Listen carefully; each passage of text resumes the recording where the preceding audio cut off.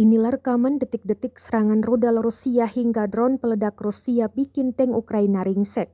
Beberapa tank yang dihancurkan merupakan pasokan Jerman hingga Amerika Serikat. Rekaman ledakan demi ledakan yang terjadi pada tank hingga kendaraan lapis baja Rusia beredar di Telegram pada Selasa 13 Juni 2023. Sebelumnya dengan bantuan perlengkapan tempur dari negara barat dan Amerika, Ukraina berharap bisa membuatnya sukses dapat melakukan serangan balik. Akan tetapi, tidak hanya di Donetsk, di wilayah Kleshchevka, pasukan Ukraina dibuat kocar-kacir oleh pasukan Rusia.